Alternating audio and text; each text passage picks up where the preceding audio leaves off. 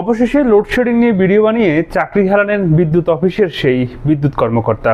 আপনারা জানেন, বিগত কয়েকদিনে যখন বিদ্যুতের লোডশেডিং চরম পর্যায়ে ধারণ করে, তখন এই সুমন হোসেন বিভিন্ন বিষয় নিয়ে ফেসবুকে ভিডিও বানিয়ে কন্টেন্ট তৈরি করে। লোডশেডিংয়ের কারণ, করণীয় এবং কেন লোডশেডিং হয় সেই বিষয়গুলো সে তার ভিডিওর মাধ্যমে সহজ ভাষায় সাধারণ মানুষের সামনে তুলে ধরতে শুরু করে।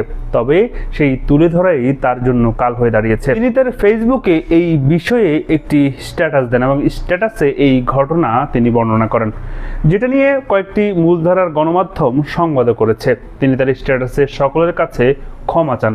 তিনি বলেন, আমার এই সাধারণ ভিডিও করাতে যদি কারো ক্ষতি হয়ে থাকে তাহলে আমি ক্ষমা প্রার্থী। সে বলে, আমি বুঝতে পারিনি আমার এই ভিডিও করার কারণে আমার পরিবার এবং আমার চাকরির স্থানে আমার এত রকম সমস্যা হতে পারে।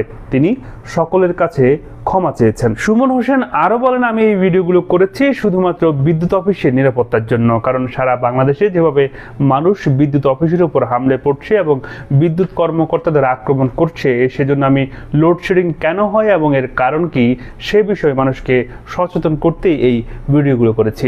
যদিও তার এই ভিডিওর মন্তব্যের ঘরে সকলে তাকে সাধুবাদ জানিয়েছে। এই ভিডিও সম্পর্কে অনেকে বলছেন, সুমন হোসেন হয়তো কোনো অপরাধ করেননি, তিনি সাধারণ মানুষের যে তথ্য জানার অধিকার আছে সেই তথ্যটি সরবরাহ করেছেন।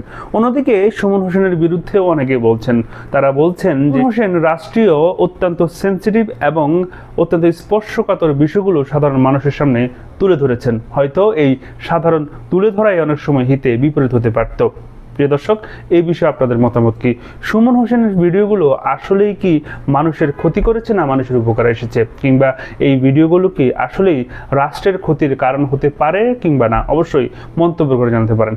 এতক্ষণ আপনাদের সাথে ছিলাম আমি মহিউদ্দিন রবিন। আশা করি সবসময় আমাদের পাশেই থাকবেন। আল্লাহ হাফেজ।